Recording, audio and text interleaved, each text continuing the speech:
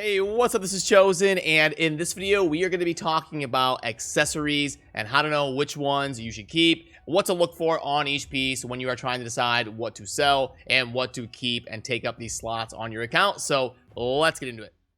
Alrighty, so I have already done a video about the artifacts, these 6 slots of artifacts. I will put that down below if you want to check that out as well after you watch this. This one will be diving into the 3 slots of jewelry. Now, a little side note, where you're going to farm the jewelry primarily is the Spider Dungeon, and the Spider Dungeon is the best source of grinding silver per energy spent over the course of a large sample size. So if you're low on silver, not a bad idea to pump some of that energy into the spider, because it'll be your best source of getting that silver number to recover and get back up. And also, my head and body are over on the other side of the screen, because that way you can see the stats I'm talking about and I'm not blocking them. I've already messed that up before in a video, messed it up on my artifact video, and I had to completely re-record it. So not doing that again. We're going to flip me over to the other side. So first, let's talk about each individual piece: ring, amulet, and banner, and what goes into that slot. So for the rings, these are basically just a stat stick. These are the most simple of the 3. So on rings, you cannot get anything besides base stat: attack, HP, and defense. You can't get accuracy, crit rate, crit damage, resistance, anything like that. They are just stat sticks. And typically for rings, the most valuable ones are going to be defense rings, because on your champions like Cold Heart or Allure, where they're not necessarily a damage dealer, but they scale with attack, and you're going to be struggling to get toughness on them because their base defense is so low, you don't get much bonus from the defense percentage rolls on your gear. It can be a good opportunity to get toughness on them by getting that flat defense big roll on the ring. So defense rings, typically thought of as the most valuable, but you will want a good blend of the 3 different ones: the attack, the defense, and the HP. And then for substats, you're just looking for as much stat as you can get relevant to the character you're building. Then for the amulet slot, in terms of main stat, it's mostly the same, except you can add crit damage onto that. You still get attack, HP, defense as a main stat, but you're adding crit damage as a possibility. And then the bottom rolls are basically the opposite. You can get accuracy, resistance, and crit damage, but you can't get percent rolls of stats. So you're not going to get HP percent, defense percent, attack percent. You can get them, but only the flat stat versions. So typically on your amulets, you're going to want to get accuracy and resistance. Whatever stat you're stacking on your build, whether it's accuracy or resistance, usually it's not both. The amulet's going to be a great source of hoping for 2 or 3 rolls on the accuracy or resistance, because it can be a big chunk of the part of acquiring that stat. But then in terms of main stat, now crit damage are thought of to be the most widely used and the most valuable, and then attack are thought of to be the least used and the least valuable. Now you're going to want to keep like at least 1 or 2 really good attack amulets for each faction, but after that you can let them go. They are not going to get used very often at all, because when you build damage dealers, you're going to want to go with crit damage, and when you're not building damage dealers, you're going to want to go with defense or HP. So attack amulets are going to get used by far the least, and crit damage will probably get used the most, but defense and HP are still super valuable in terms of amulets. Then for banners, these are the most build defining and the toughest to get good ones of. Now, the most common ones you're going to want on your account are accuracy. Those get used by far the most often, but they're all valuable. Resistance banners can be very good on the right champion. You've got a Duchess or something like that you want to build super sturdy for the arena. You will have champions that you really want good resistance banners. Same with attack, defense, HP, accuracy. If you've got a damage dealer that you're not going to stack resistance on and they don't need accuracy, it can be a good opportunity to get an attack stat on there. It can also be good for helping you to get campaign farmers up to that threshold. You can get a big flat attack roll, for instance, on like a Bellower. He's got a low base attack, so it's tough to get Bellower to be able to one-shot the campaign, but an accuracy banner can be a good opportunity to get a bunch of flat attack on him, and you're not really worried about the rest of the stuff if you're just using him as a campaign farmer. So there's different situations for each main stat, but it's a great opportunity to really define your build on the banner. And then for the substats, this is the only spot that you can get speed on jewelry. You can't get it on ring or amulet, so on the banner, you want to make sure you have speed the vast majority of the time. 99% of the time, a banner is going to be better if it has speed, and finding banners that hit like double, triple rolls of speed is very tough to do, but it's very good for those turn meter boosters like the Sandra, Arbiter, Apothecary. So you're going to want banners that roll 2 or 3 speed, and then you're looking for percent stats. The banners can really roll anything except for crit rate or crit damage. So you're going to want like accuracy or resistance typically, and then speed and percent stats. So now that we know a little bit of an explanation about each of the slots, let me go through. I did a little bit of grinding, and I'll show you what's going through my head when I'm thinking about whether I keep a piece or not. And remember, I'm pretty end game, so I'm going to be pretty picky. If you're going to be early game, mid game, you're just basically focusing on the main stat. Get that right, and then whatever you get as substats as bonus, and then you'll slowly work your way up to there until you're being super picky as you keep selling and then regrinding, selling and then regrinding. You'll slowly build up that threshold to when you're being picky like I am here in the end game. So for me personally, I'm only looking at something if it's 6-star. For these 3 slots and the spot of the game I'm at, I'm not interested in 5 stars. I've already got a good stockpile of crit damage amulets and the different main stats of stuff that I need. So I'm looking for things that are going to roll well and be 6 stars. So if something's 5-star, I'm going to cut it loose. In this case, I may roll it because it's a legendary. So this is a defense ring. Remember, I said those are the most valuable ones. And if this thing goes like triple HP defense percent, that could be a pretty solid ring, even though it is a 5-star. So that's an exception that I would keep. Crit damage. Okay.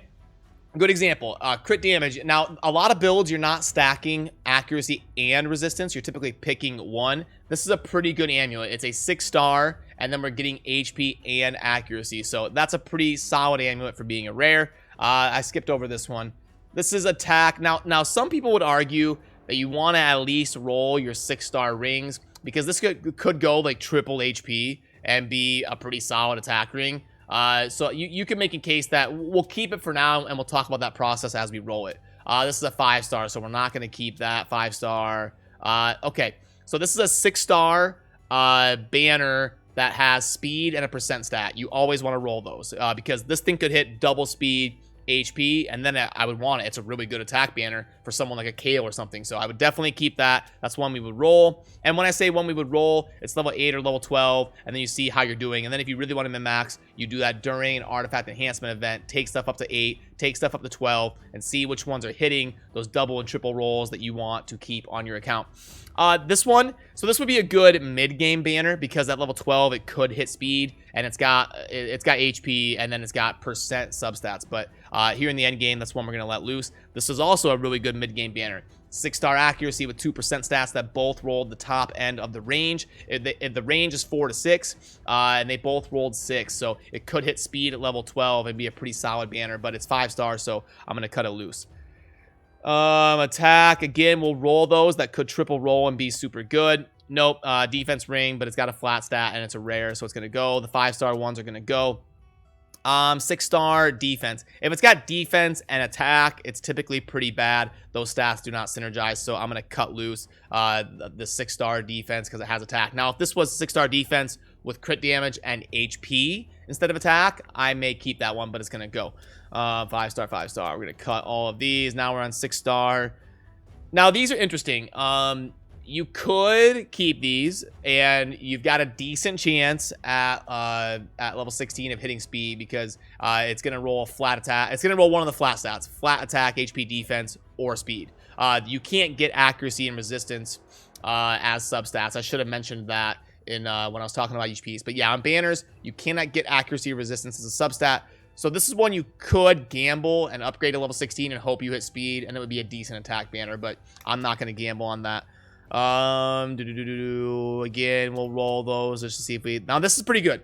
A 6-star defense ring, and it doesn't have attack. So you've got the HP and the defense. So pretty good synergy there. Typically, not always. Remember I talked about there's some situations like where you've got an attack champion, and this is your good spot to get defense on a damage dealer. So attack not worthless on a defense ring, but 90% of the time when you've got a defense ring, it's going to be going on somebody who wants toughness, and attack is usually not going to be optimal. So that's what we're looking for. Defense ring, 6-star with 2 toughness stats. I like that one. We'll keep it.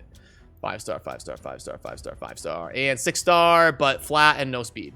And now that you kind of understand the system that I'm using a little bit, I'm going to start going a little bit faster. 5-star, 6-star, 6-star legendary.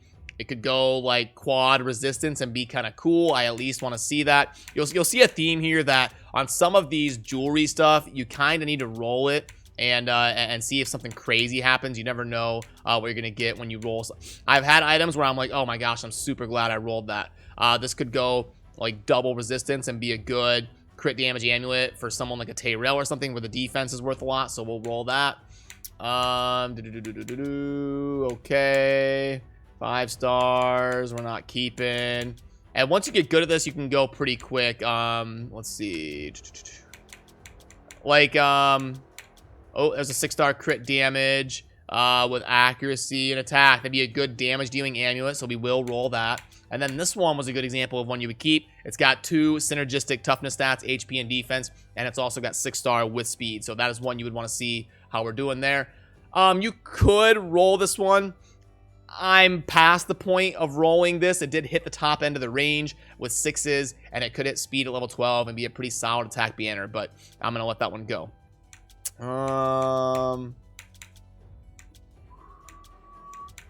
Oh, it's a legendary.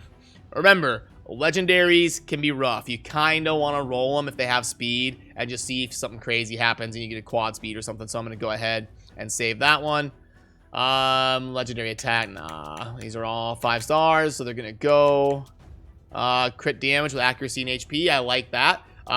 Good. Amulets, you need to really roll a lot of them because you're going to want a good backbone of amulets that hit like double accuracy, double resistance. You're going to need a good backbone of those when you're building champions, especially as you branch out into Faction Wars, Doom Tower, Tag Team, Arena teams. You're going to want those at your disposal. So you've got to roll a fair number of them to see which ones are hitting those double accuracy and resistance rolls. So we'll keep that. So, okay, it's 6-star crit damage, but in endgame, it doesn't have accuracy or resistance, so I'm just going to go ahead and cut it loose. I don't know where that one got through the cracks. This is a really good 5-star banner right here. You've got the HP with the percent stats and speed, but we're past 5 stars. Defense with accuracy and resistance. I like that. I like that. We'll see if it hits a double or something.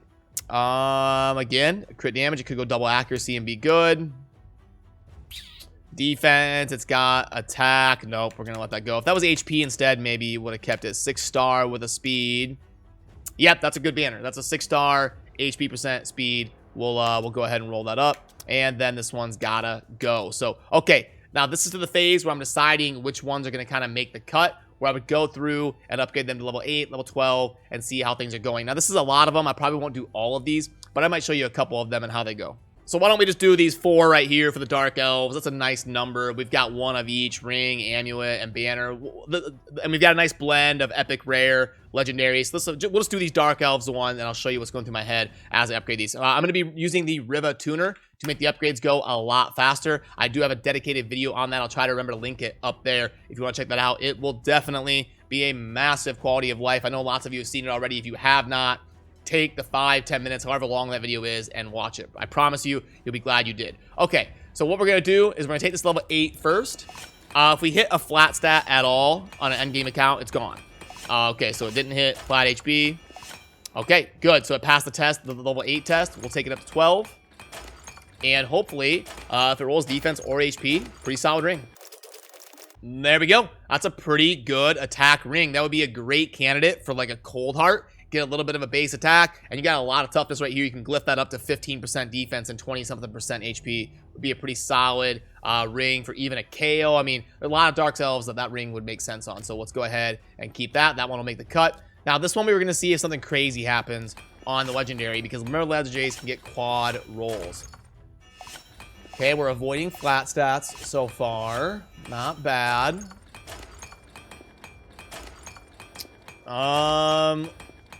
11 and 12, and you can see how long this would be taking if I did not have the faster upgrading Riva tuner going. So yeah, that one, it avoided flat stats. We'll keep it for now. We may cut it loose at a later date. So on this one, I'm hoping for double accuracy. If I don't get a single accuracy, I'm probably gonna let it go.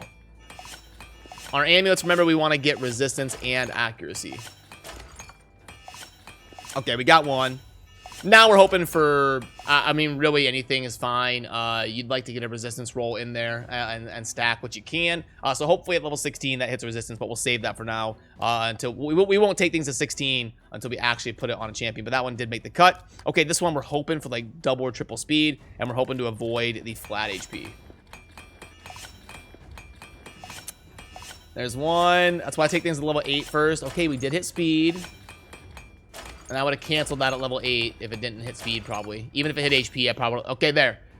I mean, we could easily glyph that to 20-something speed. So I will keep that. That can be really good for those random, like, Doom Tower secret rooms. You're going to want some items like this that you can get up to 20 speed on to help you build some of those champions. So not the best. I'm not happy about it. But it is a double speed, and we can easily get it to 20. It is an attack banner. Attack banners are probably the least valuable. You're going to want accuracy, resistance, obviously, and then HP and defense in that next tier. Then the bottom tier is probably attack. They do have value, though, so it's not bad to have an item like this on my account. But okay, that'll do it for what's going through my head when I am kind of managing my accessories, jewelry, and trying to figure out exactly what I'm going to keep here on my account. So remember, down in the comments, if you have any questions, let me know. Leave your question. I go through new comments on my channel for about 30 or 40 minutes every night, and I do my best to try and go through and see what people are talking about and see what the questions are. Obviously, admittedly, I can't get to everything. I try my best every night to remember to go through and see what people are saying, though. So if any of this didn't make sense, or if you have any questions, let me know.